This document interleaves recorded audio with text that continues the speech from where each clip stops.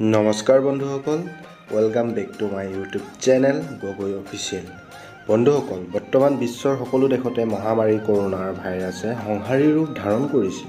এই দেশসমূহৰ ভিতৰত আমাৰ ভাৰতবৰ্ষও এখন অন্যতম দেশ। এই মহামাৰী সংকটৰ সময়ত কোন চেলিব্ৰিটিয়ে কিমান টকা চৰকাৰৰ ৰিলিফ ফাণ্ডলৈ সহায়ৰ হাত আগবঢ়াইছে জানো আহকচোন বন্ধু। নাম্বাৰ 1 হৈছে জুবিন গাৰ্গ।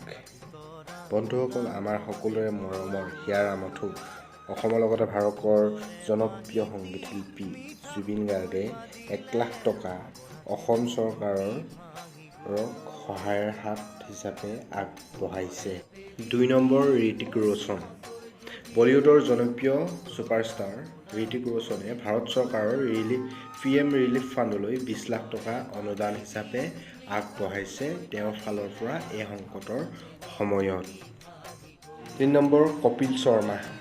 ভাৰতৰ বিখ্যাত কমেডিয়ান কপিল শৰ্মা দেৱে ভাৰত চৰকাৰৰ PM ৰিলিফ ফাণ্ডলৈ 50 লাখ টকা সহায়ৰ হাত আগবঢ়াইছে এই দেশৰ মহামাৰী সংকটৰ সময়ত।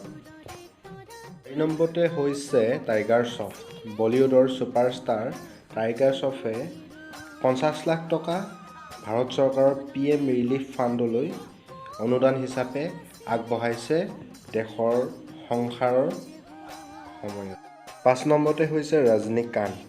বলিউড তথা সাউথ ইণ্ডিয়ান ফিল্মৰ ছুপাৰষ্টাৰ ৰজনীকান্তে 50 লাখ টকা ভাৰত চৰকাৰৰ PM ৰিলিফ ফাণ্ডলৈ অনুদান হিচাপে আগবঢ়াইছে। 6 নম্বৰতে হৈছে বিৰাট কোহলি। ভাৰতৰ বিখ্যাত ক্ৰিকেটাৰ বিৰাট কোহলিয়ে 3 কোটি টকা ভাৰত চৰকাৰৰ PM ৰিলিফ ফাণ্ডলৈ অনুদান হিচাপে আগবঢ়াইছে। 7 নম্বৰতে হৈছে অজয় দেৱগান। বলিউডৰ বিখ্যাত ছুপাৰষ্টাৰ অজয় দেৱগানে 5 কোটি টকা ভাৰত চৰকাৰৰ PM ৰিলিফ ফাণ্ডলৈ তেখেতৰ তৰফৰ পৰা অনুদান হিচাপে আগবঢ়াইছে।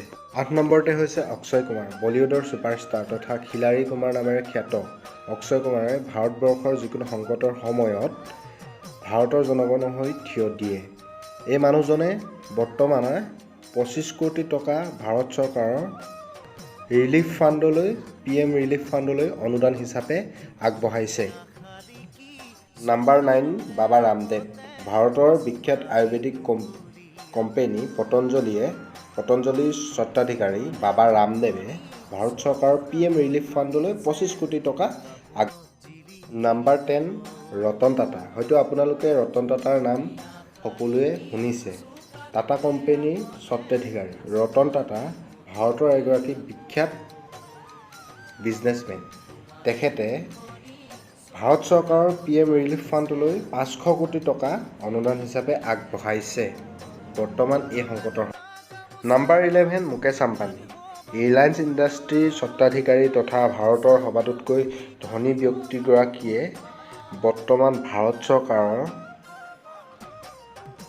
PM ৰিলিফ ফাণ্ডলৈ তেখেতে এই সংকটৰ সময়ত 510 কোটি টকা সহায়ৰ হাত আগবঢ়াইছে। তাৰ লগতে অসম চৰকাৰকো তেখেতৰ ফালৰ পৰা 5 কোটি টকা অনুদান হিচাপে আগবঢ়াইছে।